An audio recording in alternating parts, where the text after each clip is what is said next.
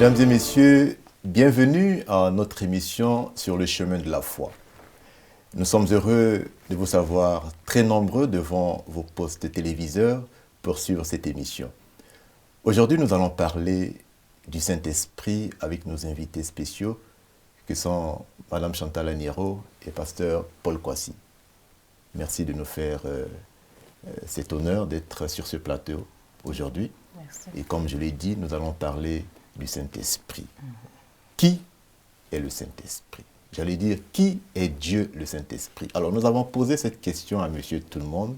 Voici sa réponse. Le Saint-Esprit, c'est la troisième personne de la divinité. Dieu le Saint-Esprit, c'est celui que Dieu a envoyé, Jésus-Christ, le Fils de Dieu a envoyé pour être avec nous sur la terre. Parce que quand il partait, il a dit, je m'en vais, mais je vous envoie mon Saint-Esprit. Le Saint-Esprit, c'est notre consolateur, c'est celui qui nous éduque, c'est lui qui nous convainc à croire que nous sommes des pécheurs et que Jésus est notre sauveur. Et qu'en croyant, nous devenons enfants de Dieu. Alors Chantal, sommes-nous d'accord avec Monsieur Tout-le-Monde? C'est Ouais. qui Dieu le Je Saint-Esprit? dirais oui. Dieu le Saint-Esprit, c'est la troisième personne de la Trinité. Il est aussi Dieu. Et il a pris une part active à la création. Et par son action agissante à travers nous, dans nos cœurs, il nous convainc de pécher.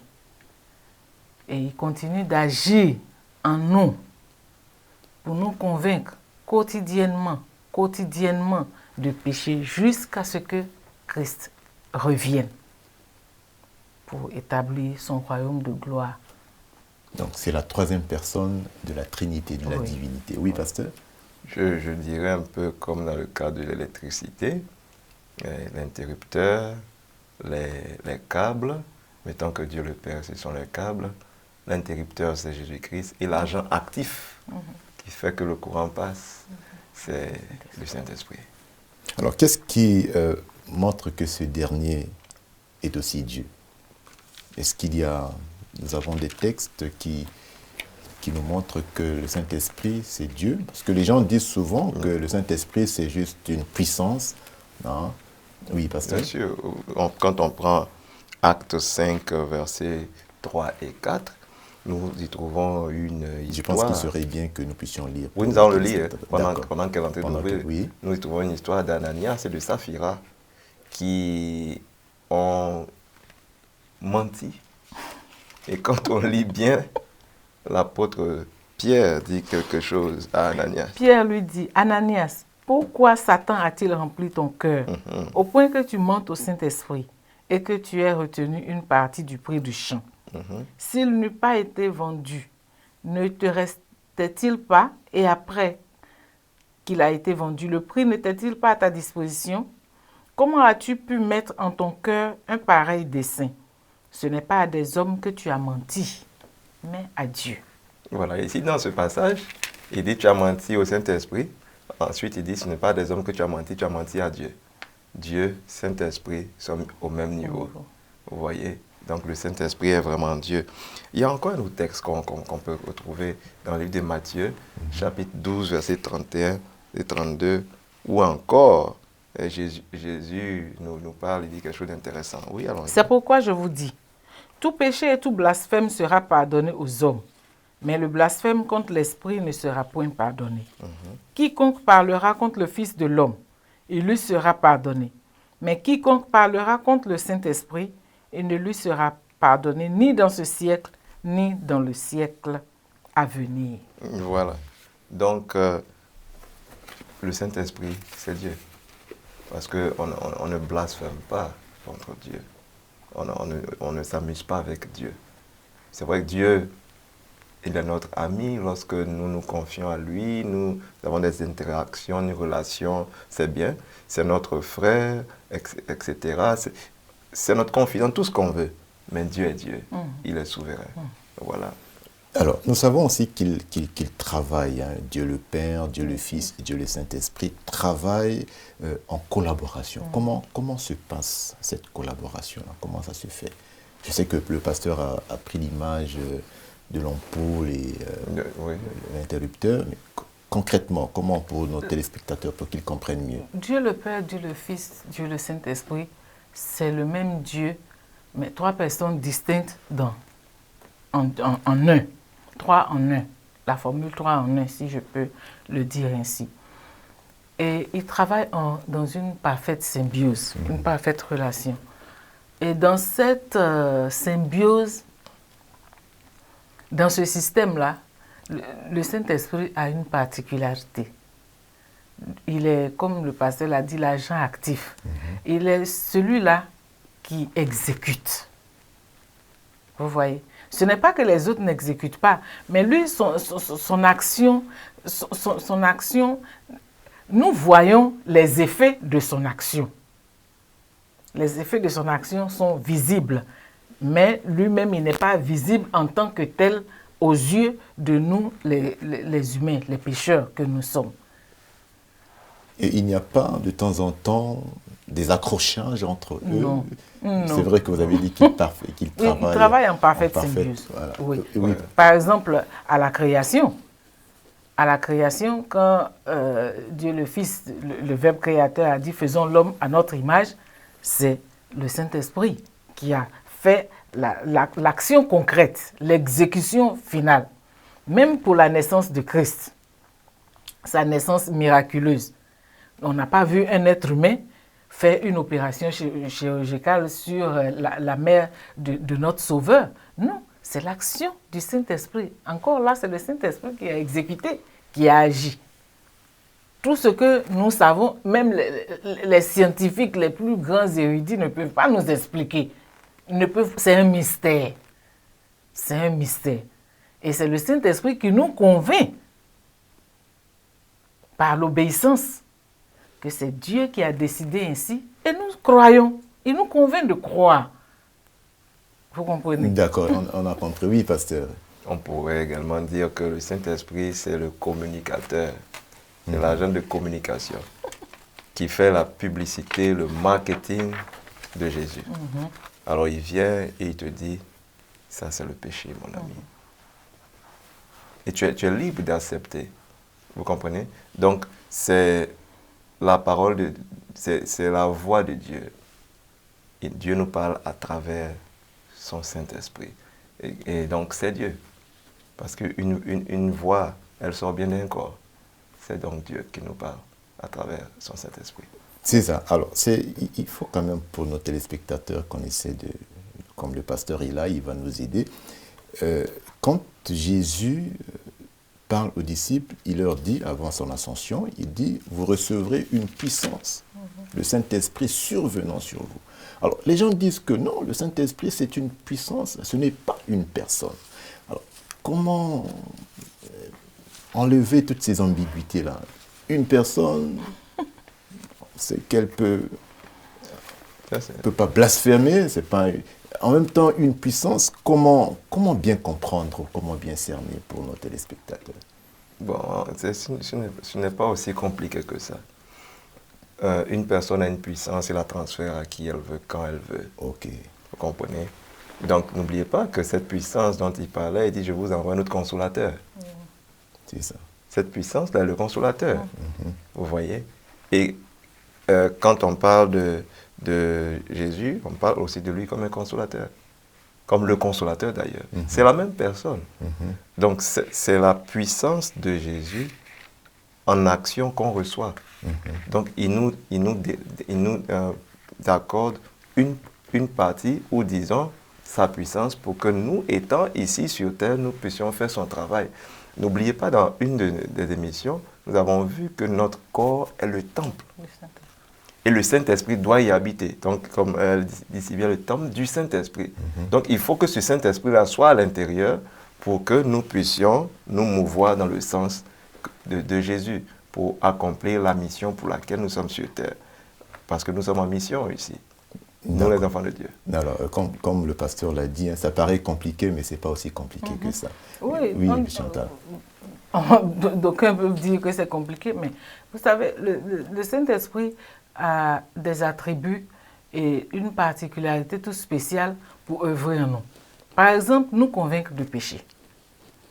Et pour nous convaincre de péché, il faut que ce soit quelque chose d'audible, qui parle à la voix de notre conscience. Et c'est la voix du Saint-Esprit qui nous parle, ce n'est aucune autre voix. Quand nous péchons, alors que nous commettons quelque chose qui est contre nature ou qui va à l'encontre, qui est contraire au principe de Dieu, cette voix qui nous amène à rentrer en nous et à comprendre immédiatement que nous avons mal agi, c'est la voix du Saint-Esprit. Cette voix-là, qui quand nous voulons être nourris, nous avons besoin de recharger nos batteries spirituelles et que nous prenons la parole de Dieu et que nous recherchons du réconfort, nous recherchons la force spirituelle dont nous avons besoin et parce que nous croyons que Christ est dans sa parole et que nous allons recevoir ce réconfort et cette force spirituelle dont nous avons besoin quand nous lisons la parole de Dieu et que nous rechargeons nos batteries. Nous sentons que nous avons été connectés avec ce Dieu-là à travers sa parole. C'est le Saint-Esprit. Quelquefois, nous lisons la Bible, nous la survolons et nous avons l'impression, une sensation de vide bizarre, comme si, on est juste passé à côté. C'est parce que nous n'étions pas dans les dispositions, nous n'avons pas laissé le Saint-Esprit agir en nous. Chacun de nous a fait déjà plusieurs fois, une ou deux fois, ou bien plusieurs fois, sinon plusieurs fois, cette expérience dans la vie. Ce n'est pas quelque chose qui passe comme ça. Le Saint-Esprit est une personne. C'est une personne qui est capable de nous chuchoter à l'oreille. Ce n'est pas le vent. Comme l'a dit le pasteur, c'est véritablement une personne qui nous communique une puissance. Une puissance, tout à fait. Quelque chose à ajouter? C'est bon. D'accord. Alors, à quel moment le Saint-Esprit a-t-il commencé son œuvre parmi les hommes? La Bible nous dit dans Genèse 1, verset 2. Mais commençons, lisons même le verset 1 et 2. Genèse 1, à partir du verset 1, oui. Au commencement, Dieu créa les cieux et la terre. La terre était informe et vide. Il y avait des ténèbres à la surface de l'abîme et l'Esprit de Dieu se mouvait au-dessus des eaux. Voilà, l'Esprit de Dieu se mouvait au-dessus des eaux. Donc Dieu le Père, Dieu le Saint-Esprit. Un peu plus tard, dans Jean 1, on nous dit que Jésus lui-même, il était là, il a participé. Mais là, nous voyons que avant même la création, puisque Dieu existe depuis toujours, le Saint-Esprit a toujours existé, puisque le Saint-Esprit, c'est Dieu. L'Esprit de Dieu se mouvait et la terre était encore informe et vide. Donc, il est là depuis la création. Et il sera là toujours. Depuis avant la création, autant pour moi. Oui. Alors, je voulais éviter de poser cette question, mais je vais quand même la poser. Alors, l'origine du Saint-Esprit. L'origine du Saint-Esprit, c'est comme si on demandait l'origine de Dieu. Ouais. Et Dieu dit, il est le même hier, aujourd'hui et éternellement. Et d'ailleurs, c'est une bonne question parce que la Bible commence par « au commencement Dieu ». Et la Bible n'a jamais expliqué où il habite, etc. Non, non, non, non. C'est par la foi que nous acceptons. Et donc, si nous acceptons que Dieu est Dieu, automatiquement nous acceptons que Dieu est Saint-Esprit, que Dieu est Fils. D'accord. Que Dieu est aussi Père. D'accord. Alors, nous avons parlé, comme vous l'avez dit, l'origine, peut-être que nous allons dire que ça remonte aux temps anciens, disons ça comme ça. Alors, nous allons parler de sa mission. Quelle est la mission du Saint-Esprit dans le monde? Eh bien, nous avons posé la même question à M. Tout-le-Monde. Il nous a donné sa réponse. Que voici. La mission du Saint-Esprit, c'est de nous consoler, d'être avec nous dans les moments difficiles, de nous aider. Son œuvre en nous, c'est de nous aider. Parce que c'était la promesse, il a été la promesse de Jésus en allant lorsqu'il partait au ciel. Sa mission, c'est nous aider à marcher en tant que chrétiens sur cette terre qui est vraiment difficile. La mission du Saint-Esprit, sans lequel nous ne pouvons pas devenir d'abord enfants de Dieu. Ensuite, c'est grâce à lui, c'est lui qui nous motive à pouvoir, qui nous donne les dons nécessaires pour évangéliser. Sommes-nous d'accord avec Monsieur Tout-le-Monde, la mission du Saint-Esprit dans le monde? Quelle est cette mission-là, Chantal? Bon, avant de répondre, moi, je voudrais qu'on lise un texte. Ok. Jean 16, verset 8, qui nous dit ceci. « Et quand il sera venu, il convaincra le monde en ce qui concerne le péché, la justice et le jugement. » Donc, la mission du Saint-Esprit, c'est de nous convaincre de péché. Sa mission fondamentale, c'est de nous convaincre, nous les hommes, de péché et de nous convaincre de la justice de Dieu et aussi du jugement de Dieu qui va venir. Parce qu'il faut que le jugement, et même le jugement qui est en cours, il faut que le jugement se fasse. Et il faut que la justice parfaite de Dieu aussi soit établie pour qu'il y ait une démarcation nette entre ce qui est péché et ce qui est justice de Dieu. Ça, c'est l'œuvre du Saint-Esprit. C'est sa mission première dans le monde. Alors, quand tu dis qu'il nous convainc de péché, pour le téléspectateur, qu'est-ce que ça veut dire concrètement? Peut-être que le pasteur est là pour nous convaincre. Et c'est-à-dire qu'on a tendance à oublier ou à ignorer que nous sommes des pécheurs et que le Saint-Esprit vient nous faire comprendre que nous sommes des pécheurs. Comment est-ce que nous devons comprendre ça? Le péché a détruit d'abord l'image d'amour de Dieu en nous. Et quand nous éloignons de Dieu, nous nous rapprochons plus de Satan et nous ne nous rendons pas compte, ou alors nous refusons d'admettre que nous avons péché, nous avons désobéi. Et la seule personne capable de nous convaincre, de nous amener... Parce que la conviction du péché, c'est quoi? C'est la repentance.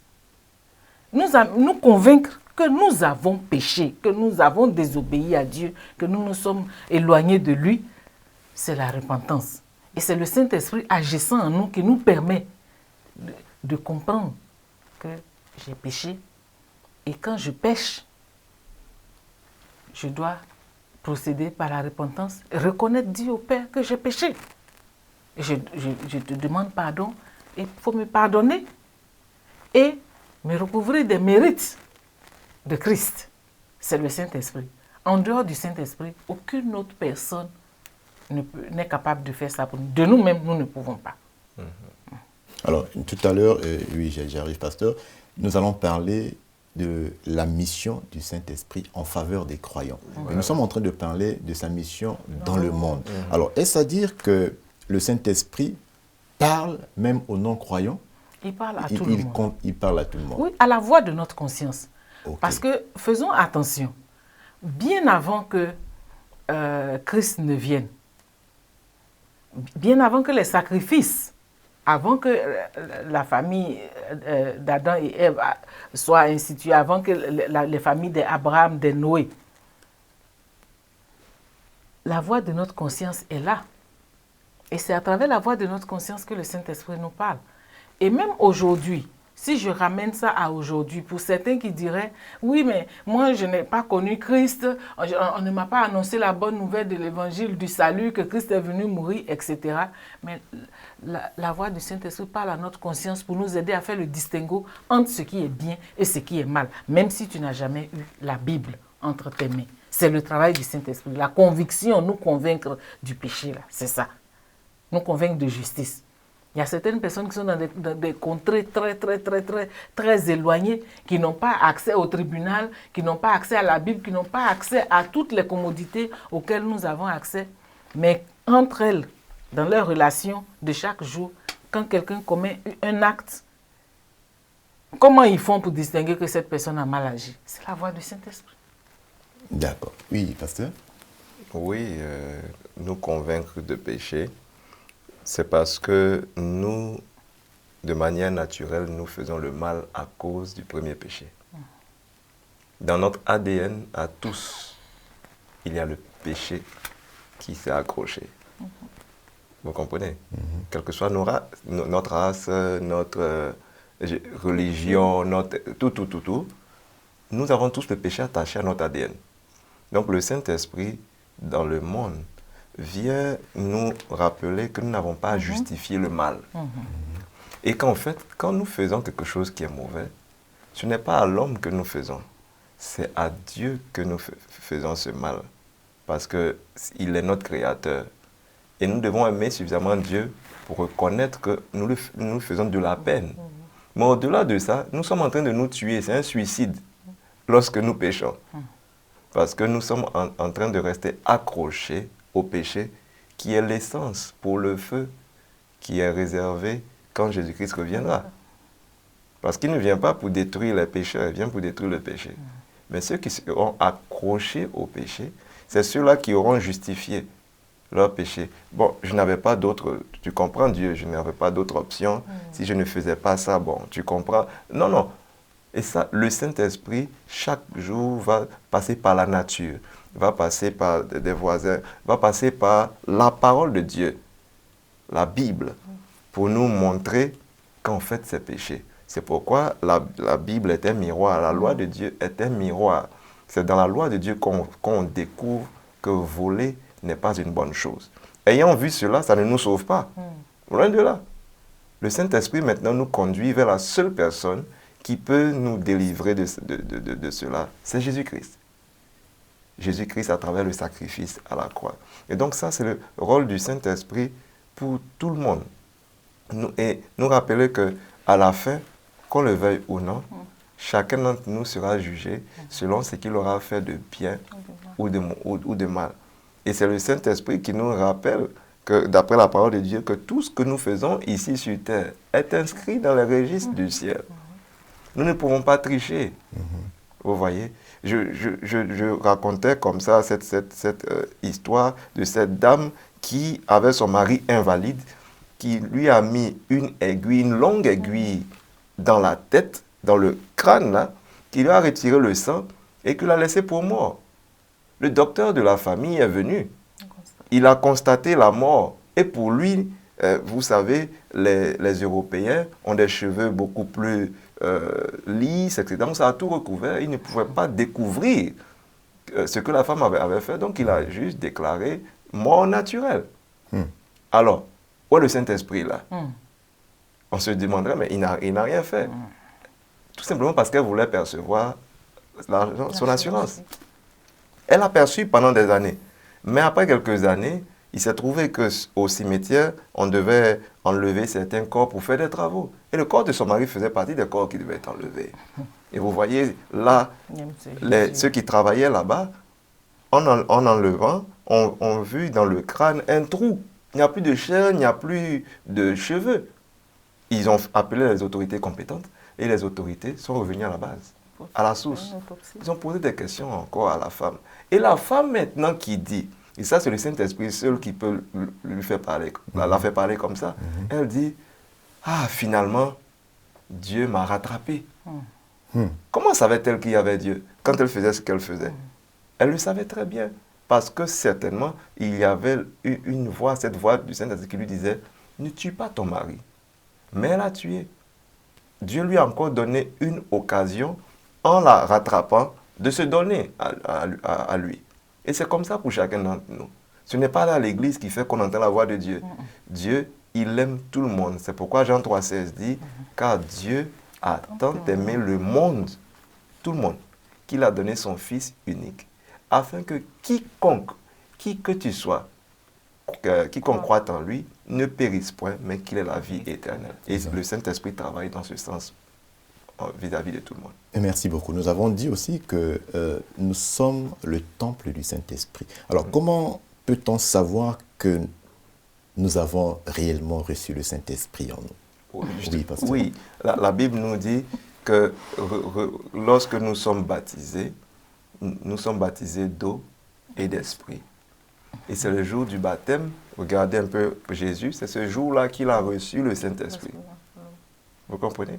Alors, lorsque nous sommes baptisés, la Bible nous dit clairement que le jour de notre baptême, puisqu'on fait une alliance avec Jésus, eh bien, Dieu le Père est prêt à travailler avec nous Jésus-Christ est déjà mort pour nous. Et le Saint-Esprit prend sa place officielle en nous pour nous guider, pour nous aider à marcher. Donc, il entre dans le temple. Vous comprenez? Il ne peut pas entrer dans un temple qui est souillé, où il y a un cœur qui est encore attaché au péché. Non, nous avons dit, Seigneur, je ne veux plus pécher volontairement. Pitié. Je fais alliance avec toi, mon corps, tout mon être t'appartient. Il vient et il rentre. Et nous avons le Saint-Esprit qui, d'ailleurs, je ne sais pas si on aura l'occasion d'en parler, le Saint-Esprit qui nous accorde des dons. Comme par exemple dans 1 Corinthiens 12, à partir du verset 1. Pour ce qui concerne les dons spirituels, je ne veux pas, frères, que vous soyez dans l'ignorance. Vous savez que lorsque vous étiez païens, vous vous laissiez entraîner vers les idoles muettes, selon que vous étiez conduits. C'est pourquoi je vous déclare que nul, s'il parle par l'Esprit de Dieu, ne dit « Jésus est anathème » et que nul ne peut dire « Jésus est le Seigneur » si ce n'est par le Saint-Esprit. Voilà. Il y a diversité de dons, mais le même esprit. Vous voyez? Donc, si ce n'est pas le Saint-Esprit, et c'est le Saint-Esprit qui donne les dons quand il rentre à l'intérieur, comme il le veut. Et c'est Dieu seul qui est souverain. Vous voyez? Alors, quand quelqu'un reçoit le Saint-Esprit, quand il est baptisé, ben, il devient croyant. Et le Saint-Esprit maintenant travaille sur lui en tant que croyant. Et il est le paraclet. Ce qu'on appelle le conseiller, comment on dit ça encore, celui qui conseille, je dis conseiller déjà, qui réconforte. Vous voyez, c'est lui celui qui nous réconforte, c'est notre médiateur, c'est notre intercesseur, donc il travaille sur nous dans ce sens. Mais maintenant que nous sommes baptisés, nous avons accepté Jésus, le Saint-Esprit nous apporte la vérité de Christ. On le trouve dans Jean 14, verset 17. On peut même lire Jean 14, 16 et 17. C'est ça. Vous voyez, il nous apporte là cette vérité de Christ. Et moi, je prierai le Père et il vous donnera un autre consolateur afin qu'il demeure éternellement avec vous. Voilà. L'Esprit de vérité que le monde ne peut recevoir parce qu'il ne le voit point et ne le connaît point. Mais vous le connaissez, car il demeure avec vous et il sera en vous. Voilà. Donc, l'esprit de vérité. Donc, c'est ça qu'on reçoit avec bien d'autres choses, la présence de Christ qu'on ressent. Eh bien, c'est merveilleux que d'être croyant parce que nous avons le Saint-Esprit. Voilà. Et donc, c'est avec ces paroles-là que nous allons mettre un terme à notre émission d'aujourd'hui. Merci encore une fois d'être venu sur ce plateau. Mesdames et messieurs, Dieu le Saint-Esprit est celui qui a inspiré les auteurs de la Bible. Il a rempli de puissance la vie du Christ. Il attire et convainc les êtres humains. Et ceux qui répondent positivement à ses sollicitations, il les renouvelle et les transforme. Ouvrez-lui votre cœur afin qu'il y fasse sa demeure. Au revoir et à très bientôt.